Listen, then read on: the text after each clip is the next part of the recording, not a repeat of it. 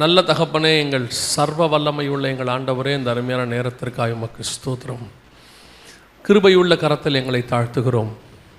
இந்த காலை வேளையிலே நாங்கள் கூடி வந்து உம்முடைய சமூகத்தில் உம்மை ஆராதிக்கும்படி, ஆண்டவரே உம்முடைய வார்த்தையை கேட்கும்படி வந்து உட்கார்ந்துருக்கிறோம்ப்பா. எடுபடாத நல்ல பங்கு உம்மிடத்தில் உண்டே ஆண்டவரே. இந்த வேளையிலும் நீர் எங்களோடு கூட பேசுவீரா, இடைபடுவீரா, வார்த்தைகளை அனுப்பும்படி நாங்கள் செபிக்கிறோம். எங்கள் ஆண்டவர் இயேசு கிறிஸ்துவின் நாமத்தில் ஒப்பு கொடுத்து ஜெபிக்கிறோம் எங்கள் ஜீவனுள்ள நல்ல பிதாவே. அல்லேலூயா. ஆதியாகமத்தின் புஸ்தகம் 15ஆம் அதிகாரம் 5வது வசனம் சொல்லுகிறது, அவர் அவனை வெளியே அழைத்து வானத்தை அண்ணாந்து பார், நட்சத்திரங்களை எண்ண உன்னாலே கூடுமானால் அவைகளை எண்ணு என்று சொல்லி, பின்பு அவனை நோக்கி உன் சந்ததி இவண்ணமாய் இருக்கும் என்றார். ஆண்டவர் இவங்க எல்லாருக்குமே தெரிஞ்ச ஒரு வசனம். இங்கே 2 காரியத்தை மாத்திரம் நம்ம பார்க்க போகிறோம். இன்றைக்கி இருக்கிற நேரத்தில் பார்க்க போகிறோம். இந்த சந்ததி ஆண்டவர் சொன்னது, அண்ணாந்து பார், நட்சத்திரங்களை எண்ணக்கூடுமானால் உன்னாலே அவைகளை எண்ணு என்று சொல்லி என்று சொன்னார். ஆண்டவர் எந்த சந்ததியை குறித்து சொல்லி இருக்கிறார் என்பது தான் நாம் இன்றைக்கி பார்க்க போகிறோம். காரணம் என்னவென்று சொன்னால், ஆபிரகாம் மூலமாக ஈசாக்கு, ஈசாக்கு வழியாக யாக்கோபு, யாக்கோபு தான் இஸ்ரவேல், இஸ்ரவேலுடைய 4வது பையன்தான் யூதா, அவர் தான் யூதர்கள் இன்றைக்கி இருக்கிறாங்க. ஆண்டவர் இவர்களை குறித்து தான் இதை சொல்லி இருக்கிறாரா என்று சொன்னால், உலக பிரகாரமாய் பார்க்கும் பொழுது இதை அவர்களை குறித்து சொன்னது போல்தான் இருக்கும். இந்த வசனத்தை அப்படித்தான் நாம் எல்லோரும் நினைத்து கொண்டு இருக்கிறோம். இது யூதர்களை குறித்து சொல்லப்பட்டதான, இஸ்ரவேலர்களை குறித்து சொல்லப்பட்டதான ஒரு வார்த்தை. ஆகவே ஆண்டவர் அவர்களை குறித்து சொன்னார். ஒரு இடத்துல கூட நாம் வாசிக்கிறோம் இல்லையா, அதாவது 1 நாளாகும் 21 தாவீது ஜனங்களை என்ன சொல்லுகிறார். அப்பொழுது யோவாப் தான் கோத்திரத்தை விட்டு எண்ணுகிறார். அதற்கு பிறகு ஆண்டவர் அந்த வாதையை கொண்டு வருகிறார். நம்ம எல்லாருக்கும் தெரியும், ஏன் தாவீது எண்ணின போது அந்த வாதை வந்தது, ஒரு பெரிய கொள்ளை நோய் வந்தது என்று சொல்லி நாம் பார்க்கிறோம். ஏன் தாவீது எண்ணின போது அந்த கொள்ளை நோய் வந்தது என்று சொன்னால், அதில் என்ன தப்பு இருக்குது?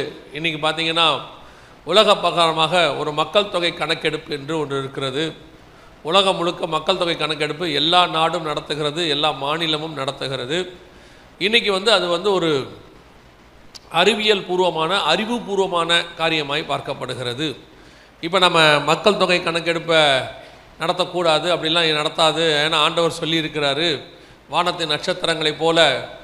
அப்புறம் 22:17 ஆதியாகமத்தின் புஸ்தகத்தில் ஆதாமுக்கிட்ட ஆபிரகாம்கிட்ட சொல்லும் பொழுது, உன் சந்ததி வானத்தின் நட்சத்திரத்தை போலவும் கடற்கரை மணலை போலவும் இருக்கும் அப்படின்னு சொல்லியிருக்கிறாரு. அதனால் பூமிக்குரிய சந்ததியாக இருக்கட்டும், வானத்துக்குரிய சந்ததியாக இருக்கட்டும், எந்த ஜனங்களையுமே நாம் கரெக்டாக எண்ண முடியாது. இது ஆண்டவர் சொன்னதான வார்த்தை அப்படின்னு சொன்னோம்னா, இன்றைக்கி என்ன சொல்லுவாங்க, இது ஒரு பழமைவாதமான வாதம், மக்கள் தொகை கணக்கெடுப்பு நடத்தினா தான் நம்ம எல்லாவற்றுக்கும் நிறைய காரியங்கள் செய்ய முடியும், அறிவியல் பூர்வமாக அதுதான் சரி அப்படி என்று சொல்வார்கள். ஆனால் உண்மையிலேயே சரியாய் அவரால் மக்கள் தொகை கணக்கெடுப்பு நடத்த முடியுமா அப்படின்னு கேட்டிங்கன்னா முடியாது. ஏன் முடியாது அப்படின்னு கேட்டிங்கன்னா, மக்கள் தொகை கணக்கெடுப்பு நடத்த தொடங்கும் பொழுதே, அவங்க எடுத்துக்கிட்டு வரும்போதே பல இடங்களில் பிள்ளைகள் பிறந்துடும், பல இடங்களில் சிலர் இறந்து போவாங்க, வெள்ளங்கள், பூமி அதிர்ச்சிகள் நடக்கும். அவங்க எடுத்து முடிக்கும் போதே அவங்ககிட்ட சரியான கணக்கு இருக்காது, எப்பவுமே இருக்காது. அதனால தான் என்ன பண்ணுவாங்கன்னா, மக்கள் தொகை கணக்கெடுப்பு நடத்தும் போது அவங்க சொல்லுவாங்க, இந்த தேதியின் படி 1/1/2024 படி அப்படின்னு போடுவாங்க. ஏன்னா அன்னைக்கு அவங்க எடுக்கும் பொழுது, அன்னைக்கே எடுக்கும்போது அது மாறிடும். ஏன்னா அவங்க எடுத்துக்கிட்டு இருக்கும் போதே பிள்ளைகள் பிறக்கும், அவங்க எடுத்துக்கிட்டு இருக்கும் போதே அநேகர் இறந்து போவார்கள். அவங்க ஹாஸ்பிட்டலில் பிறக்கிற பிள்ளையின் கணக்கை வச்சுருப்பாங்க. சில நேரத்தில் மலைகளில், காடுகளில் பிள்ளைகள் பிறக்கும், அந்த பிள்ளையெல்லாம் கணக்கில் வராது. ஆனால் கர்த்தர் சொன்னபடி எதையுமே சரியாக என்ன செய்ய முடியாது, என்ன முடியாது. இன்றைக்கி சொல்கிற கூட அப்ராக்சிமேட்லி அவ்வளோதான், பர்ஃபெக்டாக இவ்வளோ தான் மக்கள் உலகத்தில் இருக்கிறாங்க அப்படிங்கிறத நாம் கணக்கெடுக்க முடியாது, வாய்ப்பு இல்லை. சரி, இப்போ நம்ம அங்கே போகலை.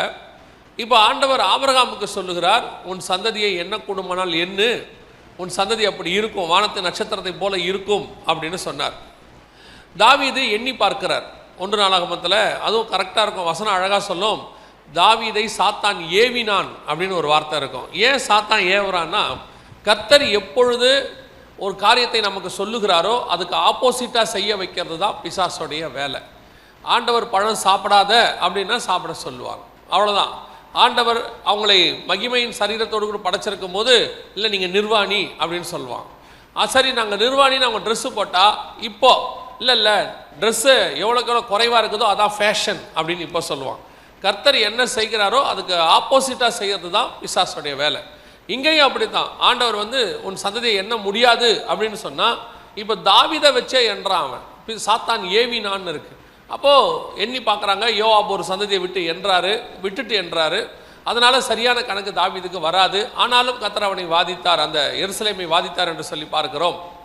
சரி, ஆண்டவர் இஸ்ரவேலை குறித்து தான் சொன்னாரா அப்படின்னு சொல்லி பார்த்தீங்கன்னு சொன்னால், கடைசி காலத்தில் இருக்கிற இஸ்ரவேல், அதாவது இயேசுவின் வருகைக்கு பின்னால் ஆயிடவர் சரசாட்சி தொடங்குவதற்கு முன்பதாக எவ்வளோ இஸ்ரவேலர்கள் இருப்பார்கள் என்கிற கணக்கு பைபிள் சொல்லிருச்சு. எவ்வளோ பேர் இருப்பாங்க அப்படின்னு பார்த்தீங்கன்னு சொன்னால், வெளிப்படுத்தின விசேஷம் 7ஆம் அதிகாரம் 1 முதல் 8 வசனத்தில் அங்கே இஸ்ரவேல் கோத்திரம் எவ்வளவு இருக்க போகுது அப்படின்னு ஆண்டவர் சொல்கிறாரு. யூதா கோத்திரத்தில் 12,000 ஆரம்பித்து கிட்டத்தட்ட 12 கோத்திரத்திலையும் 1,44,000 பேர் இருப்பார்கள் என்று சொல்லப்பட்டு விட்டது. அப்படின்னா இந்த இடத்துல கர்த்தர் உன் சந்ததி எண்ண முடியாதுன்னு சொல்கிறாரு. அதே காரியம்தான் 7ஆம் அதிகாரம் வெளிப்படுத்தின விஷயத்தில் எண்ண முடியுது. 1,44,000 பேர் இருக்கிறாங்கன்னு சொல்லப்படுது. அப்படியானால் இந்த இடத்துல எண்ண முடியாதுன்னு சொன்ன வார்த்தை தப்பாய் போய்விடுகிறது, அல்லது அந்த வார்த்தைக்கு ஆப்போசிட்டாக ஒரு காரியம் நடக்குது. ஆண்டவர் சொல்கிறாரு உன் சந்ததியை எண்ண முடியாது அப்படின்னு சொல்கிறார். ஆனால் வெளிப்படுத்தல் 1 7ஆம் அதிகாரம் 1 முதல் 8 வசனத்தில் எண்ணி முடிச்சிட்டாங்க. எவ்வளோ இருந்தாங்க அப்படின்னு கேட்டிங்கன்னா, இஸ்ரவேலர்கள் 12 கோத்திரத்தில் 1,44,000 பேர் இருந்தார்கள் அப்படின்னு சொல்லுது. அப்படியானால் இந்த வசனத்தின்படி அது தவறாகிறபடினாலே கர்த்தர் ஒரு நாளும் தவறான காரியத்தை செய்கிறதில்லை. வேதம் அதை தெளிவாய் நமக்கு சொல்லுகிறது. அப்படின்னா இது எதை பற்றி சொல்லப்பட்டிருக்கு, இந்த சந்ததி யாரை குறித்து சொல்லப்பட்டிருக்கிறது அப்படின்னு கேட்டிங்கன்னா, கலாத்தியருக்கு எழுதின நிருபத்தில் ஆபிரகாமுக்கு கொடுத்த ஆசீர்வாதம் புறஜாதியாருக்கு சேர்ந்ததாக வசனம் சொல்லுகிறது. கலாத்தியருக்கு எழுதின நிருபம்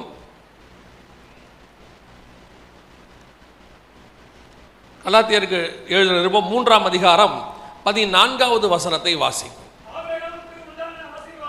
ஆபிரகாமுக்கு உண்டான ஆசீர்வாதம் கிறிஸ்து இயேசுவினால் புறஜாதியாருக்கு வரும்படியாகவும்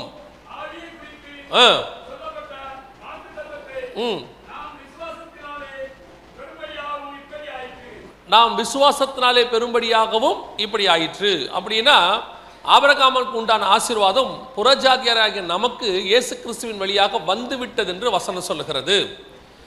இஸ்ரவேலருக்கு இருந்தான எல்லா வாக்கு தத்தங்களும் உலக பிரகாரமாக இருந்தாலும் அவருடைய ஸ்பிரிச்சுவல் பிளஸிங் அத்தனையும், ஆபிரகாம் கொடுக்கப்பட்ட எல்லா ஆசீர்வாதங்களும் பரிசுத்தாவின் அபிஷேகமும் நமக்கு கொடுக்கப்பட்டதாக சொல்லப்படுது.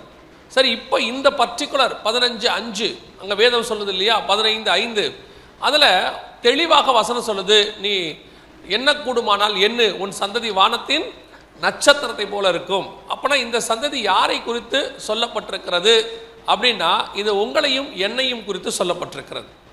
இது புதிய ஏற்பாட்டு சபையை குறித்து சொல்லப்பட்டிருக்கிறது. அப்படின்னா புதிய ஏற்பாட்டு சபையில் இருக்கிற ஜனங்களை, இந்த சந்ததியை என்ன முடியுமான்னு கேட்டால், இப்போ நம்ம சொல்லுவோம் எங்ககிட்ட கணக்கு இருக்குது, சந்தா கட்டுறாங்க, எத்தனை குடும்பம் இருக்குது. இப்போ இங்கே வரும்போது சொன்னாங்க 1500 குடும்பம் என்னமோ இருக்குதுன்னு சொன்னாங்க. சில சபைகளுக்கு போகும்போது எங்கள் சர்ச்சில் இவ்வளோ பேர் இருக்கிறாங்க, 11,000 பேர் இருக்காங்க, 10,000 பேர் இருக்கிறாங்க, ஒரு சிலர் சொல்லுவாங்க 50,000 பேர் இருக்கிறாங்க. இப்போ நம்ம எல்லாருமே ஒரு கணக்கு சொல்கிறோம் இல்லையா, இவ்வளோ பேர் இருக்கிறாங்க, இவ்வளோ பேர் இருக்கிறாங்க, ஏன்னா நாங்கள் கணக்கு வச்சுருக்கிறோன்னு சொல்கிறோம். ஆனால் வசனம் சொல்லுது உன் சந்ததியை, கிறிஸ்துவின் மூலமாக அந்த சந்ததி கிறிஸ்துவேன்னு இருக்குது. அதே கலாத்தியருக்கு நிருபத்தை வாசிங்க, அதே 3ஆம் அதிகாரத்தில் நீங்கள் பின்னாடி வாசிக்கும் பொழுது கலாத்தியர்கள் நிருபத்தில் அந்த நமக்கு வரும்படியாக இப்படி ஆயிற்று. ஒரு நிமிஷம், கலாத்தியர்கள் நிருபம் 3ஆம் அதிகாரம் 16வது வசன வாசிங்க. ஆபிரகாமுக்கும் அவனுடைய சந்ததிக்கும் என்று வாக்குத்தத்தங்கள் பண்ணப்பட்டன, சந்ததிகளுக்கு என்று அநேகரை குறித்து சொல்லாமல் உன் சந்ததிக்கு என்று ஒருவனை குறித்து சொல்லி இருக்கிறார், அந்த சந்ததி கிறிஸ்துவே. அப்போ வசனம் இங்கே தெளிவாக சொல்லுது, 15:5 வண்ணாத்தை உன் சந்ததி இவ்வண்ணமாய் இருக்கும் என்றார். இங்கே இருக்கு பாருங்க, கீழே 15:5 ஆதியாகமத்தில் உன் சந்ததி இவ்வண்ணமாய் இருக்கும் என்றார். சந்ததிகளுக்கு என்று சொல்லாமல் சந்ததி என்று சொன்னார், அந்த சந்ததி கிறிஸ்துவே. அப்படியானால் இந்த வசனத்தின்படி ஆண்டவர் வானத்தை அண்ணாந்து பார், உன் சந்ததி வானத்தின் நட்சத்திரங்களைப் போல இருக்கும் என்று சொன்னது அவர் இஸ்ரவேலை குறித்து சொல்லவில்லை, யூதர்களை குறித்து சொல்லவில்லை, அவர் உங்களையும் என்னையும் குறித்து சொல்லி இருக்கிறார். அல்லேலூயா. இப்ப நீங்களும் நானும் அப்படிப்பட்ட ஒரு சந்ததியா இருக்கிறோமா அப்படின்னு கேட்டா, நாம இன்னைக்கு உலக பிரகாரமா எப்படி தாவீது சொன்ன மாதிரி எங்ககிட்ட இவ்வளவு கணக்கு இருக்குது, நாங்க இவ்வளவு பேர் இருக்கிறாங்க, இந்தியாவில் கிறிஸ்தவங்க இத்தனை சதவீதம், உலகத்துல கிறிஸ்தவர்கள் இத்தனை சதவீதம், நாம் எல்லாருமே ஒரு கணக்கு சொல்லிக்கிட்டே இருக்கிறோம், இத்தனை பர்சன்ட். இது கூட ஒரு அப்ராக்சிமேட் கணக்கு தான்.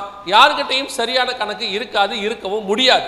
ஏன்னா வசனம் சொல்லிருச்சு, உன் சந்ததியை என்ன முடியாது, என்ன முடியாது. வாசிங்க, இவர்கள் குறித்து தான் பரலோகத்திலே சொல்லப்படுகிறது. நீங்க 7ஆம் அதிகாரம் வெளிப்படுத்தின விசேஷம் 1வது வசனத்துல வாசிச்சீங்க இல்லையா, அங்கே இஸ்ரவேலை குறித்து சொல்லப்பட்டது 1,44,000 பேர் கணக்கு வந்துருச்சு. ஃபைனல் கணக்கு அது அங்க வந்துருச்சு. ஆயிரவர் அரசாட்சிக்கு போறதுக்கு முன்னாடி எவ்வளவு பேர் ஆயிரவர் அரசாட்சிக்கு உள்ள நுழைய போறாங்கன்ற கணக்கு அங்க கொடுத்தாச்சு. ஆனால் இந்த எண்ணி முடியாத சந்ததிங்கிறது புறஜாதி நாம தான், அது கிறிஸ்துவின் வழியா வந்தவங்கன்னு வசனம் சொன்னாலும் இவர்கள் எங்கே இருக்கிறாங்க, நம்மை குறித்து என்ன சொல்லப்பட்டிருக்கிறது? அதே 7ஆம் அதிகாரம் 9வது வசனத்தை வாசிக்கும் பொழுது, இவைகளுக்கு பின்பு நான் பார்த்தபோது சகல கோத்திரத்திலிருந்தும் இருக்கா, ஜாதிகளிலிருந்தும் பாஷைக்காரிலிருந்தும் மீட்கப்பட்டதும் ஒருவரும் எண்ணக்கூடாததுமாகிய திரளான கூட்டமாகிய ஜனங்கள் வெள்ளை அங்கிகளை தரித்து கொண்டு தங்கள் கைகளிலே குருத்தோலைகளை பிடித்து கொண்டு சிங்காசனத்திற்கு முன்பாகவும் ஆட்டுக்குட்டியானவருக்கு முன்பாகவும். அப்ப அந்த இடத்துல ஒரு வார்த்தை இருக்கு அந்த வசனத்துல, ஒருவரும் எண்ணக்கூடாததுமாகிய அப்படின்னு இருக்கு பாருங்க அந்த வசனம். இவைகளுக்கு பின்பு நான் பார்த்தபோது சகல கோத்திரத்திலும் ஜாதிகளிலிருந்தும் பாஷைக்காரர்களும் மீட்கப்பட்டதும் ஒருவரும் எண்ணக்கூடாததுமாகிய. அப்போ இந்த கூட்டம் தான் பரலோகத்திலே சிங்காசனத்திற்கு முன்பாக இயேசு கிறிஸ்துவினிடத்திலே நிற்கிறது. இதை குறித்து யாரை குறித்து சொல்லப்பட்டிருக்கு? இஸ்ரவேலர்கள் அல்ல. ஏன்னா இஸ்ரவேலை பற்றி 1வது வசனத்திலிருந்து 8வது வசனம் வரைக்கும் சொல்லி முடிச்சுட்டார். 9வது வசனத்திலிருந்து நம்மை குறித்து சொல்லுகிறார். நீங்களும் நானும் தான் அந்த எண்ணி முடியாத சந்ததி. நாம தான் நட்சத்திரங்கிறதுக்கு என்ன அடையாளம் அப்படின்னு கேட்டீங்கன்னா, 1ஆம் அதிகாரம் வெளிப்படுத்தின விசேஷத்தை நீங்க வாசிக்கும் போது அதன் முடிவில் அவர் கையில 7 நட்சத்திரங்கள் இருந்தது. அந்த 7 நட்சத்திரங்களும் 7 சபைகள் என்று சொல்லப்பட்டிருக்கிறது. அந்த 7 சபையினுடைய தூதர்கள் என்று சொல்லப்பட்டிருக்கிறது. இப்ப நாம கர்த்தருடைய சந்ததியை மாறி இருக்கிறோம், எண்ணி முடியாததாக இருக்கிறோம். ஆனால் ஆபிரகாமுக்கு வாக்குத்தத்தம் பண்ணப்பட்ட இந்த காரியம் அவர் அங்க இருக்கும்போது சொல்லப்பட்டது இஸ்ரவேலர்களுக்கு உண்டானது தான், ஈசாக்குக்கு தான், ஈசாக்கு வழியாக யூதர்களுக்கு தான், யாக்கோபுக்கு இஸ்ரவேலர்களுக்கு தான், அவர்கள் வழியாக யூதர்களுக்கு தான் இந்த வாக்குத்தத்தம் வந்தது. ஆனால் அது அப்படியே மாறி உங்க கையிலையும் என் கையிலையும் வந்துருச்சு.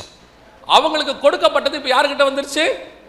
கிறிஸ்து இயேசு கிறிஸ்துவின் வழியாக புறஜாதியாருக்கு வந்துடுச்சு அப்படின்னு சொல்லுது. அப்படியானால் ஏன் அதை அவர்கள் இழந்து போனார்கள்? அதை இழப்பதற்கு என்ன காரணம்? இப்ப ஆண்டவர் ஆபிரகாமுக்கு இதை கொடுப்பதற்கு என்ன காரணம்னு பார்க்கணும். முதல்ல அதை பார்த்தாதான் இதை ஏன் இழந்துட்டாங்க நமக்கு தெரியும். ஆபிரகாமுக்கு ஆண்டவர் கொடுத்த முதல் கட்டளை, நான் கொஞ்சம் வேகமா சொல்லிட்டு போறேன், இருக்கிற நேரம் குறைவா இருக்கிறதுனால, இந்த ஆசீர்வாதத்தை ஆபிரகாம் சுதந்திரிக்கிறதுக்கு மிக முக்கியமாக அவர் சொன்ன ஒரு காரியம் என்ன அப்படின்னு பார்த்தீங்கன்னா, வாசிங்க ஆதியாகமத்தின் புஸ்தகம் 12ஆம் அதிகாரம். ஆதியாகமத்தின் புஸ்தகம் 12ஆம் அதிகாரம் 1வது வசனம் வாசி.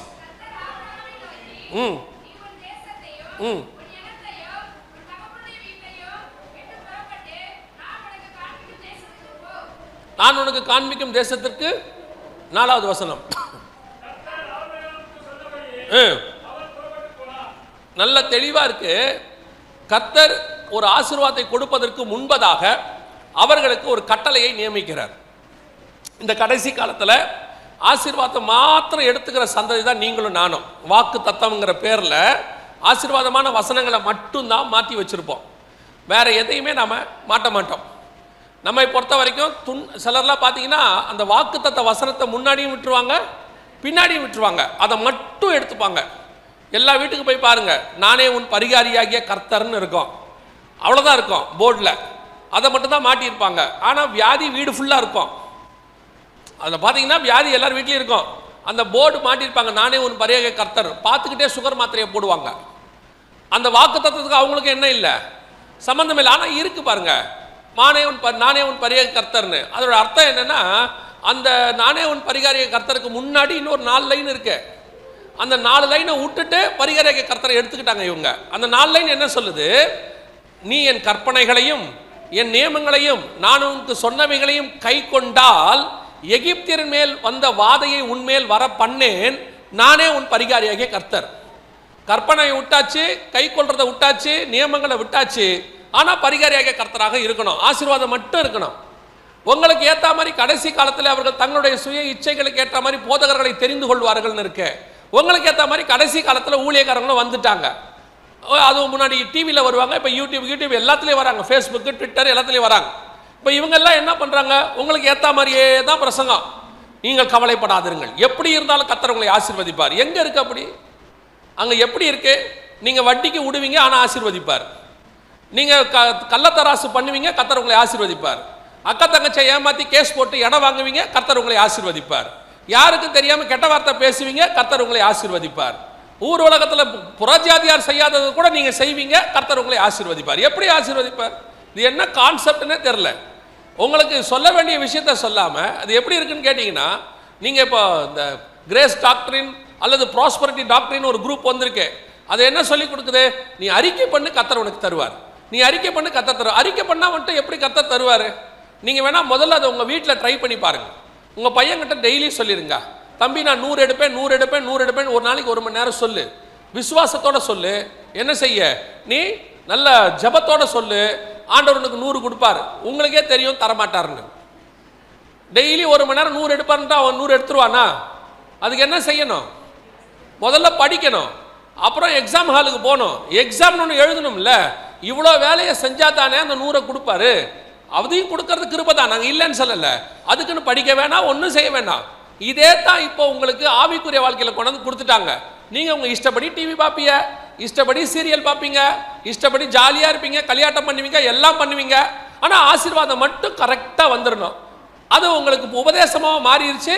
இப்போ உங்களுக்கு அது ஈஸியாகவும் ஆயிடுச்சு. ஏன்னா பையனை படின்னு சொன்னால் படிக்க மாட்டான். அதுவே திடீர்னு டீச்சர் சொல்லுவாங்க அவன் ஃபெயில் ஆயிடுவான்னு தெரிஞ்சிடும்.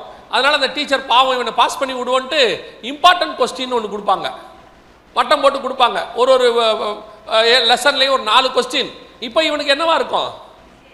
ஈஸியாக இருக்கும். ஆனால் அவன் அதையும் படிக்க மாட்டான். அதான் முக்கியம், ரொம்ப முக்கியம். அதையும் படிக்க மாட்டான். இன்னொருத்தர் இருக்கான், வரப்போகிற கொஸ்டின் பேப்பரை முடிஞ்ச கொஸ்டின் பேப்பரில் தேடுவான். எங்கிட்ட 5 வருஷம் கொஸ்டின் பேப்பர் இருக்குது, 3 வருஷம் வரப்போகிறது புது கொஸ்டின் இல்லை, சொல்லியிருக்காங்க இந்த கொஸ்டின் பேப்பர்லேருந்து தான் எல்லா கொஸ்டினும் வருமா. இப்படி ஒரு குரூப் இருக்குல்ல, இந்த மாதிரி ஒரு குரூப் இருக்கு. இது என்னது? இது படிக்காது. கர்த்தர் அவர்களை ஆசீர்வதிச்சிருக்கிறார், இவர்களை ஆசீர்வதிச்சிருக்கிறார், என்னையும் ஆசீர்வதிப்பார். ஆபிரகாமை ஆசீர்வதித்த தேவன் என்னை முடிஞ்ச கொஸ்டின் பேப்பரில் தேடுறது. ஆபிரகாமுக்கு வாக்கு தத்தம் பண்ணினார், வாக்கு தத்தம் பண்ணார், சும்மா பண்ணல, சும்மா ஆசீர்வாதத்தை கொடுக்கல. இந்த வேதாகமத்தில் ஒருத்தர் கூட சோம்பேறியா இருந்து வாக்கு தத்தத்தை வாங்கினவர்கள் கிடையாது. நீங்கள் வாக்கு தத்தத்தை வாங்குவதற்கென்று சில நடைமுறைகளை கர்த்தர் வச்சிருக்கிறார், சில கட்டளைகளை வச்சிருக்கிறாரு. அதை செஞ்சாதான் முடியும். இப்போ இந்த வாக்கு தத்தத்தை சுதந்திரிக்கிறதுக்கு ஆபிரகாமுக்கு கர்த்தர் சொன்னது என்ன? முதல்ல நான் உனக்கு காண்பிக்கும் தேசத்துக்கு போ. வசனம் சொல்லுது, 4வது வசனம், ஆபிரகாம் கர்த்தர் சொன்னபடியே கானான் தேசத்துக்கு போய் சேர்ந்தான் இருக்கு, புறப்பட்டு போனான். கீழே நீங்க 5வது வசனத்தை வாசிச்சு பாருங்க. அவர்கள் கானான் தேசத்துக்கு புறப்பட்டு போய் கானான் தேசத்தில் கர்த்தர் சொன்ன முதல்ல இடத்துக்கு போங்க. அவர் என்ன சொல்றாரோ ஃபர்ஸ்ட் அதற்கு கீழ்ப்படியணும். அவர் செய்ய சொன்னதை செய்யணும். அவர் ஒரு இடத்தை காண்பிக்கிறார்னா அங்க போகணும். அதான் ரொம்ப இம்பார்ட்டன்ட். அந்த பைபிளை பொறுத்த வரைக்கும் ஒரு ஆசீர்வாதத்தை கர்த்தர் கொடுப்பதுக்கு அவர் உங்களை உட்கார சொல்லுகிற இடம், அதாவது அவர் உங்களை போக சொல்ற இடம் வெரி பர்ஃபெக்ட், ரொம்ப முக்கியம்.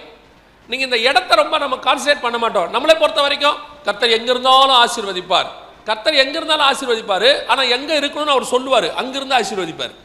இப்போ பரிசுத்தாவின் அபிஷேகம் எங்க வேணாலும் கிடைக்கும் தானே, எங்க முழங்கால் போட்டு ஜெபம் பண்ணாலும் கிடைக்கும் தானே. இப்போ யாரும் இல்லைன்னு சொல்லல.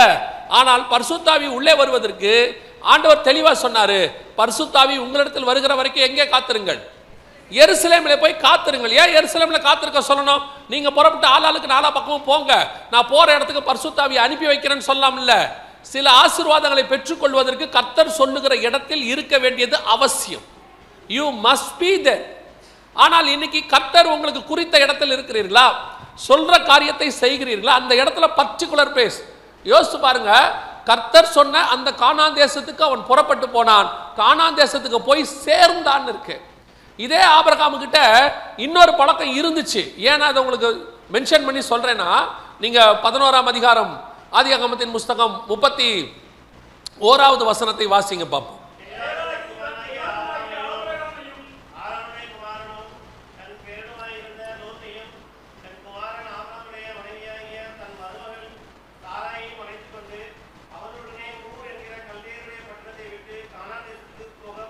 கானான் தேசத்துக்கு போக புறப்பட்டார்கள். எங்க இருந்துட்டாங்க? போக புறப்பட்டது எங்க? கானானுக்கு. வழியில் ஆரான்ல இருந்து விட்டார்கள். அவங்க டெஸ்டினேஷனுக்கு அவங்க போகல. ஆரான் என்பது இன்னொரு இடம். கர்த்தர் போ சொன்ன இடத்துக்கு புறப்பட்டது என்னவோ உண்மைதான். ஆனால் அந்த புறப்பட்ட இடத்துக்கு போய் சேர்ந்தார்களா? அதுக்கு தான் உங்களுக்கு பின்னாடி வாசிச்சேன். 12ஆம் அதிகாரத்தில் ஆபிரகாம் புறப்பட்டு போய் கானான் தேசத்தில் சேர்ந்தான். அந்த முடிவு வரைக்கும் தேவனுடைய சித்தத்தை செய்வது, கடைசி வரைக்கும் கர்த்தருடைய, சிலர் ஆரம்பிக்கும் போது செய்வாங்க. ஆரம்பிக்கும் போது கர்த்தருடைய சித்தத்தை, நீங்களாம் ஒரு கடை ஆரம்பிக்கும் போது, ஒரு பிஸ்னஸ் ஆரம்பிக்கும் போது உங்களை மாதிரி கீழ்ப்படிதல் உள்ளவன் உலகத்தில் யாரும் இருக்க மாட்டாங்க. அவ்வளவு கீழ்ப்படிதல் போங்க. அந்த முதல்ல கடை ஆரம்பிக்கிற அன்னைக்கு நீங்கள் பார்க்கணுமே, சோத்திரம் சோத்திரம் சோத்திரம், ஆயர் ஐயா இன்னும் வரல, ரிப்பனை வச்சுட்டு சோத்திரத்தோடு நிற்பாங்க. ஐயா வந்து கட் பண்ணா தான் திறப்போம், ஐயா வந்து ஜெபம் பண்ணணும், முதல்ல ஆசீர்வதிக்கணும். அந்த வெறும் 100 ரூபாய் 500 ரூபா வரும்போது தசமாக பர்ஃபெக்டாக வந்துடும், ரொம்ப பர்ஃபெக்டாக வரும். ஆனால் போக போக போக பிஸ்னஸ் டெவலப் ஆக ஆயர் ஐயா தேடி வந்தால் கூட உங்களை பார்க்க முடியாது. ரொம்ப பிஸி. சர்ச்சுக்கு வரதுல கூட ரொம்ப பிஸி. அதுவும் ஒரு சிலர்லாம் அவுட்ஸ்டாண்டிங் மெம்பர் இருக்காங்க. அவுட்ஸ்டாண்டிங் மெம்பர்னா வெளியே நிற்கிறவங்கன்னு அர்த்தம். இவங்கள சொல்லலை, வெளியே நிற்கிறவங்கன்னா இவங்கள இல்லை. மனைவியை கொண்டாந்து விட்டுட்டு அவர் பைக்கில் போயிடுவார். அவர் அவுட்ஸ்டாண்டிங் மெம்பர். ஏன்னா ஞாயிற்றுக்கிழமையும் அவர் பிஸி. அவர் சொல்வார், ஞாயிற்றுக்கிழமை தாங்க கடை, அன்னைக்கு தாங்க பிஸ்னஸ்ஸு. மனைவி கிட்ட சொல்வார், முடிஞ்ச உடனே கூப்பிட்டு வந்து பிக்கப் பண்ணிக்கிறேன். பிக்கப் ட்ராப் பண்ணுறதுக்கு இவர் என்ன கால் டாக்ஸி டிரைவரா? இவர் வந்து உட்கார மாட்டார். ஆனால் கேட்டு பாருங்க, சோத்திரம் சோத்திரம். இவர் சர்ச்சில் இவரும் மெம்பரு, இவரும் சந்தா கட்டியிருப்பார். இவருக்கும் ஏதாவது ஒன்று ஆனால் நான் முதல்ல உடனே ஓடி வரணும். கடைசியில் இவருக்கு ஏதாவது ஆனால் இவரையும் உங்களுடைய ராஜ்யத்தில் சேர்த்துக்கணும்னு அவருக்கும் ஜெபம் பண்ணணும். ஆனால் சர்ச்சுக்குள்ளேயே வரமாட்டார். கிறிஸ்மஸ் அன்னைக்கு நியூ இயர் வர்றதுக்கு கூட அவருக்கு அவ்வளோ இம்பார்ட்டன்ட்டு, கூட்டிகிட்டு வரணும். அதில் வேற உட்காந்து ஃபோன் பார்த்துக்கிட்டே இருப்பார். அம்பானிக்கு அண்ணனும் தம்பின்னு தான் வச்சுக்கோங்களேன். என்ன ஆர்டர் வருதா, போதா, உட்காந்து. ஏன்? புறப்பட்ட போது இருந்த விசுவாசம் எங்கே? புறப்பட்ட போது இருந்த தேவன் மேல இருந்த பற்று எங்கே? அப்ப தேவன் மேல இருந்த பாசம் எங்கே? வசனம் சொல்லுது, நீ ஆதியிலே கொண்டிருந்த அன்பை விட்டா என்று உன் பேரில் எனக்கு ஒரு குறை உண்டு. புறப்பட்டவர்கள் அநேகர். எத்தனை போய் சேர்ந்தார்கள் கானானுக்கு? விசுவாசத்தை துவக்கிறவரும் முடிக்கிறவரும். ஆரம்பிக்கணும், முடிக்கணும், கடைசி வரைக்கும் கர்த்தருக்கு உண்மையா இருக்கணும். நடுவில் ஆசீர்வாதம் வந்த உடனே ஒரு கூட்டம் ஆடு பாருங்க, ஆட்டம். அதுக்கப்புறம் பணம் வந்த உடனே, வீடு வந்த உடனே, கொஞ்சம் ஆசீர்வாதம் வந்த உடனே இவங்க பார்வையே வித்தியாசமாக போயிடும். அதாவது நான் இப்போ சொல்றது உங்க சர்ச்சு இல்லை, சரியா?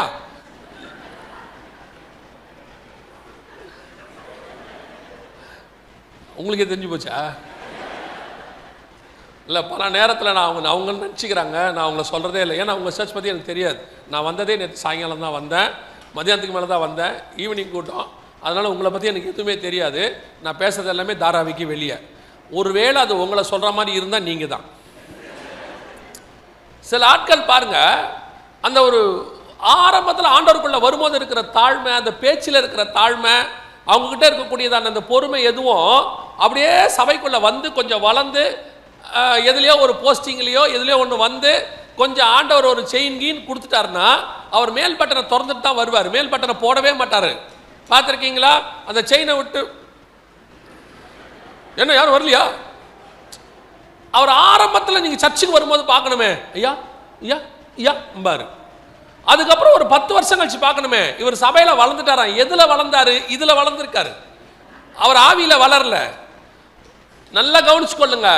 நீங்கள் கர்த்தருக்குள் வளருகிறது என்பது வீட்டில் இல்லை. கர்த்தருக்குள் வளருவது என்பது கடையில் பிசினஸில் இல்லை. கர்த்தருக்குள் வளருவது என்பது பணத்தில் இல்லை.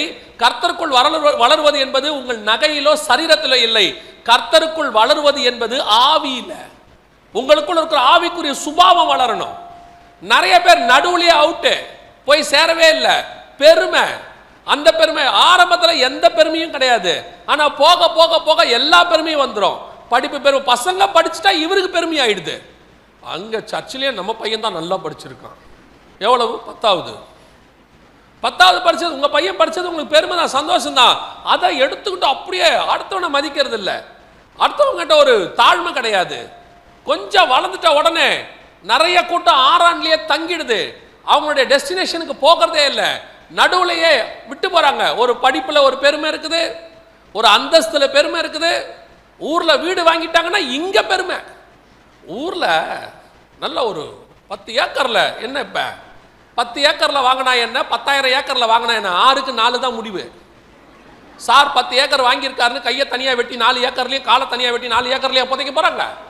சார் பெரிய ஆளுங்க 10 ஏக்கர் வாங்கி போட்டிருக்காரு, துண்டு துண்டாக வெட்டி 4 பக்கமும் புதைங்க, அவர் இடம் தான் சொல்ல போகிறாங்க. யார் எதில் செத்தாலும் 6க்கு 4 தான். அதுவும் இப்போ இருக்கிற நேரத்தில் கல்லறையில் இடம் வேற இல்லையாமா, பார்த்துக்குங்க. அப்படி ஒரு பெருமை. கர்த்தர் ஆசீர்வாதத்தை கொடுக்க கொடுக்க இன்னும் மேலே போனோம். இதில் ஆவியில் மேலே போனோம். தாவீதை எடுத்துக்கொள்ளுங்க, அவன் ராஜாவாக மாற மாற மாற மாற அவன் என்ன சொல்லிட்டே வரான் தெரியுமா, நான் தாண்டா இஸ்ரவேலுக்கு ராஜான்னு சொல்ல. அவன் சொல்றான், ஆடுகளுக்கு பின்னால் அலைந்து கொண்டிருந்த என்னை இம்மட்டும் நானும் என் வீட்டாரும் வருவதற்கு நான் எம்மாத்திரம். எத்தனை பேர் வேணா என்ன வேணா சொல்லிட்டோம். அவன் சொல்றான், நான் ஒரு ஆடு மேய்க்கிறவன் தான், அதில் எனக்கு எந்த மாற்று கருத்துமே இல்லைங்கிறான். ஒரு நாள் ஆடுகளுக்கு பின்னால் தான் நான் அலைஞ்சிக்கிட்டே இருந்தேன். சில ஆட்களுக்கு பாருங்க, பணம் வந்து ஆஸ்தி சம்பாத்தியம் வந்த உடனே அவங்களுடைய பழைய நிலைமையை சொல்றதுக்கு அவங்களுக்கு என்ன இருக்குது, கொஞ்சம் கூச்சமா இருக்கு. நீங்க யார் இருந்தீங்க? ஆக்சுவலி ஆம்ஸ்டர்டாம்ல இருந்து, அது ஒன்றும் இல்லை, அம்சிக்கரையில இருந்து வந்தது தான். சொல்றதுக்கு வெக்கம். நேற்று ஐயாவோட ஆயராயோட பேசிட்டு இருந்தோம், அவ்வளோ அழகா ஒரு சாட்சியை, அவர் எங்கேருந்து வந்தார் எப்படி. நானே அவர்கிட்ட பிரமிச்சு போய் கேட்டேன், இவ்வளோ தூரமாக சைக்கிள் மிதிச்சிங்கன்னு. நம்ம லைஃப்பில் அப்படி இருக்க முடியாது. அவ்வளோ தூரம் அவரை இன்னைக்கு இருக்கிற ஸ்டேட்டஸ்க்கு அதெல்லாம் சொல்ல வேண்டிய அவசியமே இல்லை.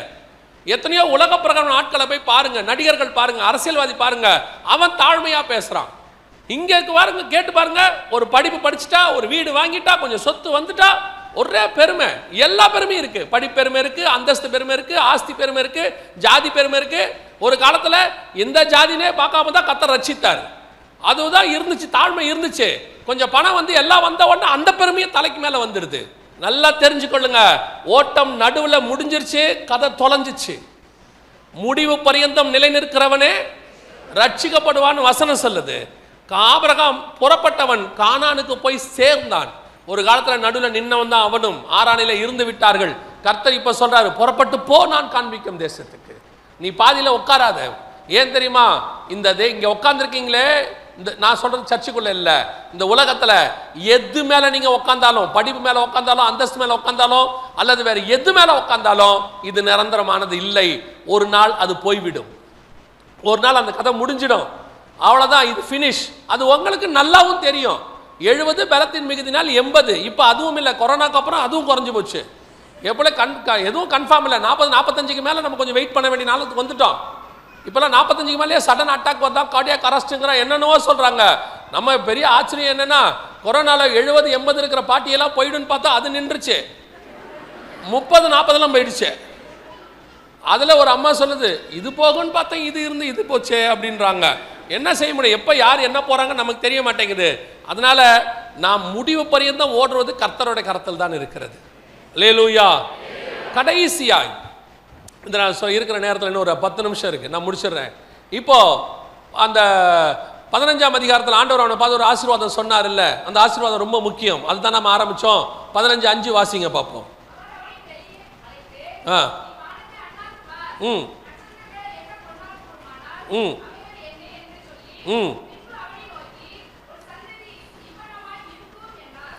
அதே வசனத்துக்கு ஒத்த வசனம் திருப்பி ஆபிரகாம்கிட்ட சொல்றாரு. வாசிங்க 22:17 வாசிங்க. நான் உன்னை ஆசீர்வதிக்கவே ஆசீர்வதித்து உன் சந்ததியை வானத்து நட்சத்திரங்களைப் போலவும்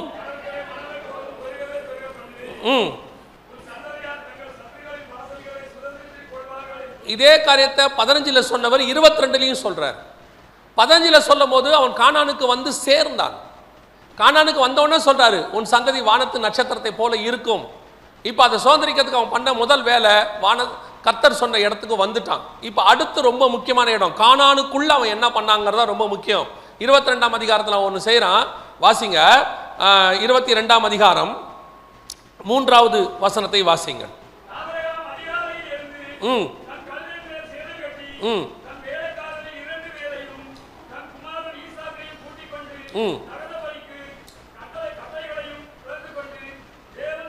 தேவன் தனக்கு குறித்த இடத்திற்கு புறப்பட்டு போனான். 4வது வசனம்.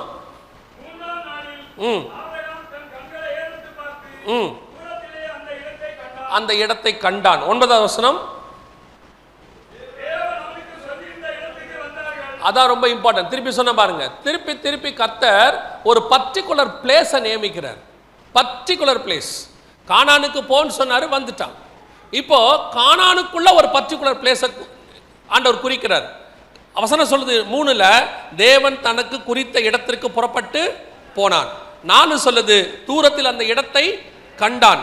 9 சொல்லுது கர்த்தர் சொல்லி இருந்த இடத்திற்கு வந்தார்கள். எங்க? மோரியா மலை மேல, அந்த குன்றின் ஒன்றின் மேல அப்படின்னு இருக்கு. the particular place. இங்கே வந்து என்னத்துக்காக இவன் வந்தான்? அதான் ரொம்ப முக்கியம். என்னத்துக்காக வந்தான்? கானானுக்கு போகும்போது கர்த்தர் சொன்னாரு, உன்னை ஆசீர்வதிக்கவே ஆசீர்வதிப்பேன். 12ஆம் அதிகாரம் 1-2 வசனம் சொல்லுது, நான் உன் இனத்தையும் உன் சந்ததியும் உன் தேசத்தையும் உன் தகப்பன் வீட்டையும் விட்டு வா, நான் காண்பிக்கும் தேசத்துக்கு புறப்பட்டு போ. அப்புறம் என்ன சொல்றாரு? நான் உன்னை ஆசீர்வதிக்கவே ஆசீர்வதித்து உன்னை பெருகவே. இப்போ போறதுக்கு ஈஸி. ஏன்? கர்த்தர் ஆசீர்வதிக்க போறார். ஆசீர்வதிக்கிறதுனால இப்ப ஆண்டவர் சொல்றாரு, நான் காண்பிக்கிற கானான் தேசத்துக்கு போ. ஆபிரகாம் புறப்பட்டாரு. ஏன்? ஆசீர்வாதத்தை சுதந்திரிப்பதுக்கு. நம்ம எல்லாருமே அப்படிப்பட்டவங்க தான். ஒரு ஆசீர்வாதம் அப்படின்னு சொன்னா நீங்க எல்லாம் உடனே புறப்பட்டு வந்துருவீங்க. வருவீங்களா மாட்டீங்களா? என்ன நம்பி இவனை சொல்லாமா வேணாமான்னு யோசிக்கிறீங்களா? நீ என்ன சொன்னா என்ன சொல்லுவேன்னு தெரியலையேன்றீங்களா? ஆசீர்வாத பெருவிழா அப்படின்னு போட்டா எத்தனை பேர் வருவீங்க? அத்தனை பேரும் வருவீங்க. அதுலேயும் நாங்கள் கீழே ஒன்று போட்டோம்னா, இவருடைய அந்த சுவிசேஷகர் அவருடைய பேரை போட்டு இவருடைய கூட்டங்களில் கலந்து கொண்டவர்கள் ஆசீர்வதிக்கப்பட்டது நிச்சயம் அப்படின்னா குடும்பத்தோட வந்து உட்காந்துருவீங்க. உட்காருவீங்களா மாட்டீங்களா? சரி, இரவும் பகலும் 40 நாள் உபவாச ஜெபம். எத்தனை பேர் வருவீங்க? வரணும்னு தான் ஆசை. சுகரு, கை உதறது, வர முடியாது, ரொம்ப வேலை, நிறைய காரண காரியங்கள் சொல்லுவோம். நம்ம ஆசீர்வாதம்னு சொன்னால் கண்டிப்பாக என்ன செய்ய போகிறோம்? வரத்தான் போகிறோம். அதில் எந்த மாற்று கருத்தும் இல்லை. ஆனால் இப்போ கர்த்தர் சொல்கிறாரு, நான் கானானில் ஒரு இடம் வச்சுருக்கேன், அந்த இடத்துக்கு போ, அது மலைக்கு மேலே இருக்குது, அங்கே ஒரு குன்றில் இருக்குது. சரி ஆண்டவரே, அதுவும் பாருங்கள், அந்த 22ஆம் அதிகாரம் ஆதியாகமத்தின் புஸ்தகம் 3வது வசனம் வாசிங்க. கர்த்தர் சொன்னவன எப்படி புறப்பட்டான்? ஏர்லி மார்னிங், ஒரு 4-5 மணிக்கெல்லாம். கர்த்தர் முந்தின நாள் சொல்றாரு, அவன் காலைல 5 மணிக்கெல்லாம் கிளம்பிட்டான். அப்படின்னா என்ன அர்த்தம்? முழு இன்ட்ரெஸ்டோட கிளம்புறான். ஆனா எதுக்கு போக சொன்னாரு? அதான் ரொம்ப முக்கியம். எதுக்கு போக சொன்னாரு? ஆசீர்வதிக்கிறதுக்கு போக சொல்லல. சொல்றாரு ஆண்டவர், இப்போ உங்ககிட்ட இருக்கிற தி பெஸ்ட்டை எனக்கு கொடு, அதை கொடுக்கறதுக்கு புறப்பட்டு போங்கிறார். வாங்கறதுக்கு புறப்பட்டு போன ஆபிரகாம் கொடுக்கறதுக்கு புறப்பட்ட போது எப்படி புறப்பட்டான்? அதான் முக்கியம். இன்னைக்கு ஆண்டவர்கிட்ட ஆசீர்வாதத்தை வாங்கறதுக்கு நம்மளாம் எப்படி இருக்கிறோம்? ரெடியா இருக்கிறோம். ஓ, ஆண்டவர் மட்டும் கல்யாணம் ஆகி ஒரு வருஷம் குழந்தை இல்லைன்னா நம்ம பண்ற ஜபம், பண்ற உபவாசம், அல்ல ஆண்டவருக்கு பொருத்தனை. நான் இந்த சாமுவேல்னு பேர் வச்சிருக்கிற எல்லா பசங்களையும் கேட்டு பார்த்தேன். நான் பார்த்த வரைக்கும் ஒரு 80% ஒரே சாட்சி தான் இருக்கு. என்னத்துக்கு அவங்களுக்கு ஏன் அவனுக்கு சாமுவேல்னு பேர் வச்சிங்க? ரொம்ப வருஷமா பிள்ளை இல்லாமல் இருந்துச்சு, அண்ணாளுக்கு பிள்ளை கொடுத்தா மாதிரி எனக்கு கொடுத்தா நான் சாமுவேல்னு பேர் வைப்பேன் அப்படின்னு. நீங்க ஏன் யோவான் ஸ்நானகன்னு வைக்கல?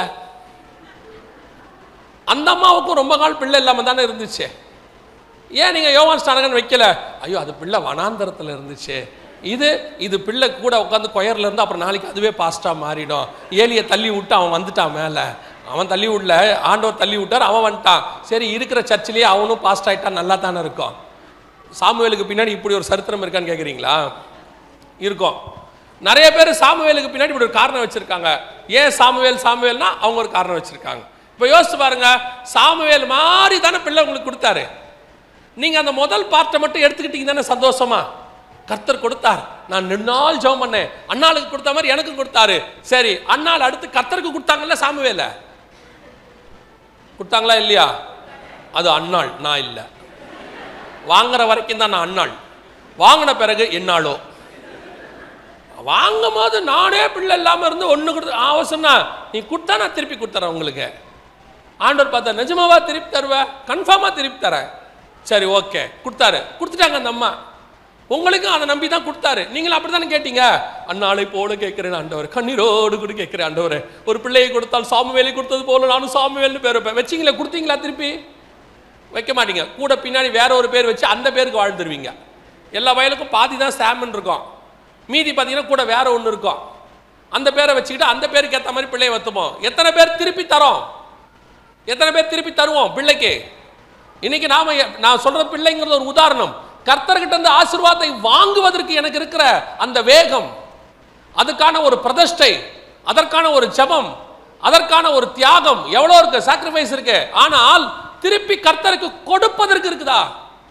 கர்த்தர் 1000 மடங்கு ஆசீர்வதிக்கணும்னு கேட்குறீங்க தானே? உபாகம் 1:11 வீட்டில எல்லாம் மாட்டி வச்சிருக்கீங்க. எத்தனை பேர் திருப்பி 1000 மடங்கு கொடுக்க ரெடியா இருக்கீங்க? அது முடியாது. 10ல் 1 தான் முடியும். ஏன்? ஆண்டவர் 10ல் 1 தான் தர சொன்னாரு. ஆனா அவர் 1000 கொடுக்கணும். ஆனா நம்ம திருப்பி எவ்வளவு தருவோம்? 10ல் 1 தான் தருவோம். இல்ல இன்னொரு வசனம் இருக்குதே, எல்லாவற்றையும் வித்து ஆண்டவர் கொடுக்க சொல்ல, அது புதிய ஏற்பாட்டில் எங்க இருக்கு? எனக்கு தெரியலையே, இருக்கான்னு கேட்கிறாங்க. ஏன்? எனக்கு பழைய ஏற்பாட்டில் இது மட்டும் தான் ஞாபகத்தில் இருக்குது. எது? 1000 மடங்கு தருவார். வாங்கறதுக்கு ரெடி. ஆண்டவருடைய ஆசீர்வாதத்தை வாங்கறதுக்கு ரெடி. பிள்ளையோ உலக பிரகாரம் ஆசீர்வாதமோ. ஆனால் ஆபிரகாம் வாங்குவதை பார்க்கிலும் கொடுப்பது. அவன் பாருங்க, வாங்கும் போது காத்திருந்தவன் கொடுக்கறதுக்கு மறுநாள் காலையில எந்திரிச்சிட்டான். ஆண்டவர்கிட்ட பிள்ளைய வாங்கறதுக்கு 25 வருஷம் வெயிட் பண்ணான், 100 வயசு வரைக்கும். ஆனா திருப்பி கேட்கும் போது மறுநாள் அதிகாலையில், ஏர்லி மார்னிங். என்னதான் சாராள்கிட்ட சொன்னானா சொல்லலையா ஒன்னும் தெரியல, காலையில் 7 மணிக்கு கிளம்பிட்டான். எத்தனை பேர்? இதுதான் பைபிள் சொல்றது, உற்சாகமாய் கொடுக்கிறவனிடத்தில். இந்த உற்சாகமா கொடுக்கிறோமா ஆண்டவருக்கு? ஆண்டவர் சொல்றாரு, உன் சந்ததி வானத்தின் நட்சத்திரத்தை போல இருக்கும். ஏன் இருக்கும்? உனக்கு உண்டான அந்த ஒன்னை நீ எனக்கு கொடுத்தவர், அதுவும் முழு இருதயத்தோட கொடுத்தவர், காலையிலேயே நான் சொன்ன இடத்துக்கு வந்து கொடுத்தவர். எத்தனை பேர் அப்படி செய்வோம்?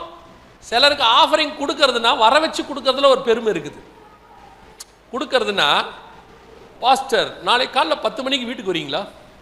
என்ன கொஞ்சம் உங்ககிட்ட பேசி ஒரு ஆஃபரிங் கொடுக்கணும். அவங்க அந்த சொல்லும் போதே எலியை தேங்காய் வச்சு கூப்பிட்ற மாதிரி. அது எலிக்கு தேங்காய் பற்ற வச்சோன்னே அந்த கருவாடெல்லாம் வச்சோன்னே வரும்ல, அந்த மாதிரி ஊழியக்காரன் நினச்சிக்கிட்டு ஒரு ஆஃபரிங் இருக்கு, காலைல வந்து நீங்கள் வாங்கிக்கிட்டீங்கன்னா கொஞ்சம் நல்லா இருக்கும்.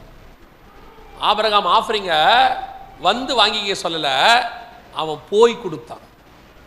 அதுதான் அந்த ஆசீர்வாதத்தை கர்த்தர் சொல்றாரு, உன் சந்ததி வானத்தின் நட்சத்திரத்தை போல இருக்கும். எத்தனை பேர் கர்த்தருக்கு கொடுக்கறதுக்கு? நான் திருப்பியும் சொல்றேன், ஐம் நாட் டாக்கிங் அபவுட் இந்த ஆஃபரிங்கை பற்றி பேசலை, நான் காசு பணத்தை பற்றியே பேசலை. எத்தனை பேர், நான் இப்போ நேரடியாகவே சொல்கிறேன், எத்தனை பேர் உங்கள் பிள்ளைகளை ஊழியத்துக்கு தருவீங்க? கர்த்தர் தானே பிள்ளையை கொடுத்தாரு. எத்தனை பேர் பிள்ளையை திருப்பி ஊழியத்துக்கு தருவீங்க? கர்த்தர் சொன்னாலும் தருவீங்களா? தரமாட்டோம். ஏன்? பிள்ளையை இன்ஜினியர் ஆக்கி டாக்டர் ஆக்கி அவனை வச்சு ஒரு 10 லட்சம் கனவு இருக்கு நமக்கு. என்ன கனவு இருக்கு? சும்மா இல்லாத மாதிரியே பார்க்காதீங்க.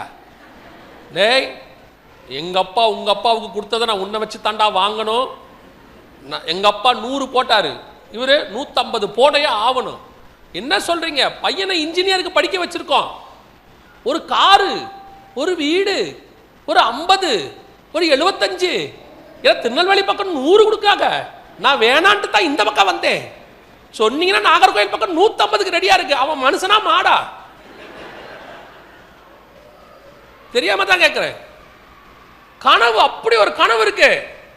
அதுல பையங்க ஏதாவது பண்ணிட்டு எதோடைய போயிட்டான்னு வச்சுக்கோங்க, அவர் புலம்புறத பார்க்கணுமே, இவனை வச்சு எவ்வளவு கனவுல இருந்த, எல்லாத்தையும் செலவு பண்ண மொத்தமா முழுங்கிட்டு போயிட்டான். போவான், அப்படித்தான் போவான். பையனை ப்ராடக்டா வளர்க்கக்கூடாது. காரை ரெடி பண்ற மாதிரி ரெடி பண்ணி நல்லா சேல்ஸ் பண்ணலான்னு வளர்க்கக்கூடாது. பையனை வளர்க்கும் போது கர்த்தருக்குன்னு வளர்க்கணும், கர்த்தருக்கு கொடுக்கறதுக்கு வளர்க்கணும். இன்னைக்கு நாம வாங்கறதுக்கு ரெடி, கர்த்தருக்கு கொடுக்கறதுக்கு ரெடி இல்லை. அவனே ஒருவேளை ஆண்டவர் அழைச்சு, ஆண்டவர் என்ன ஊழியத்துக்கு கூப்பிடுறாருப்பா, நான் போலான்னு இருக்கிறேன். பைத்தியக்கார மாதிரி பேசாது. ஊழியத்துக்கு போய் பிச்சை எடுக்க போறேன்? அடுத்த கேள்வி. ஊழியத்துக்கு போய் யார் சொன்னா ஊழியத்துக்கு போய் பிச்சை எடுப்போன்னு? அப்படி சொல்றாங்க. ஊழியத்துக்கு போய் என்னடா பண்ணுவேன்? அன்னைக்கு ஒருத்தர் என்கிட்ட பேசிட்டு இருக்கும்போது கேட்கிறாரு, எனக்கு ஊழியத்துக்கு வர்றதுக்கு சந்தோஷம்தான், ஆனா எல்லாருக்கிட்டையும் கை நீட்டணுமே. நான் கை நீட்டணும்னு?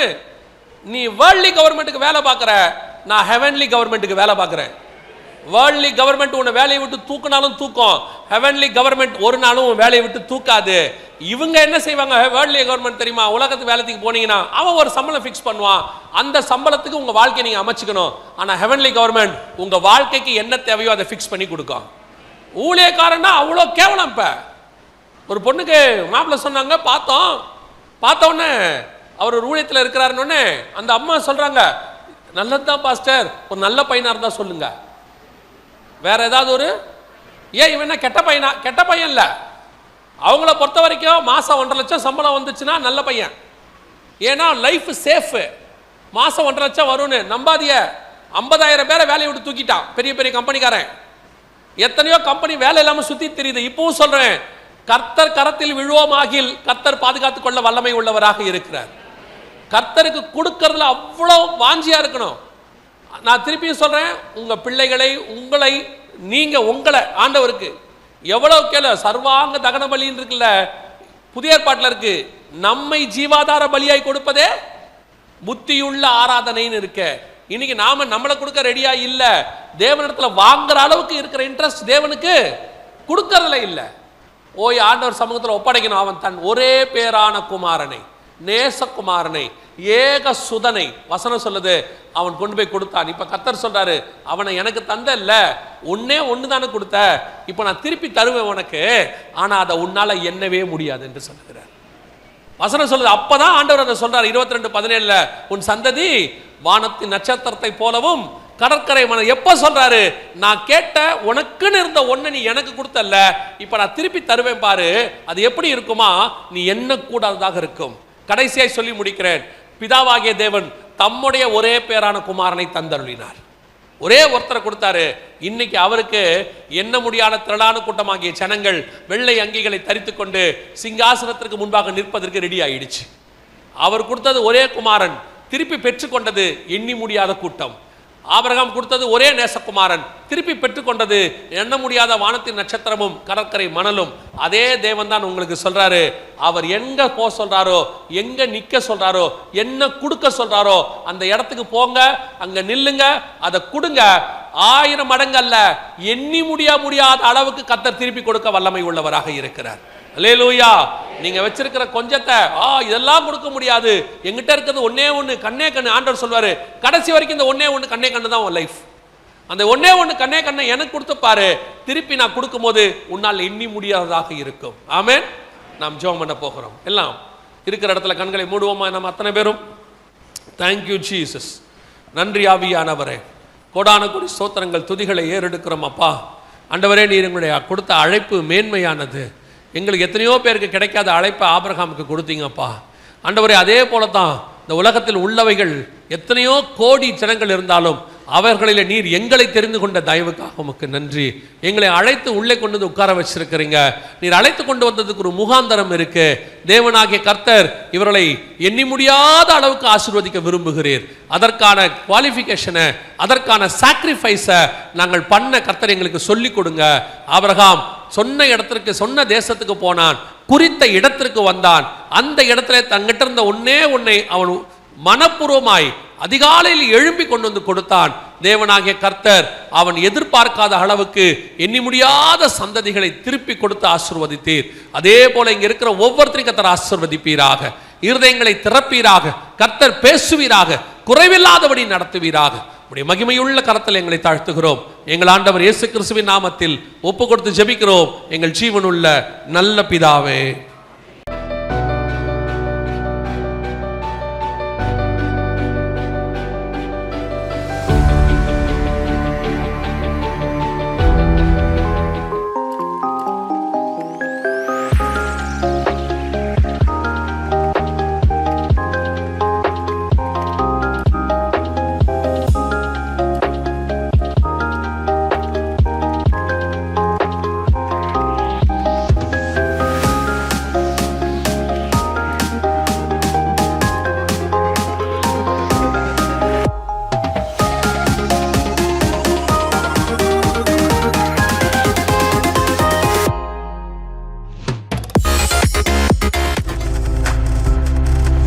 நீங்கள் பார்த்துக் கொண்டிருப்பது உங்கள் ஜாய் டிவி. உங்கள் துக்கம் சந்தோஷமாய் மாறும்.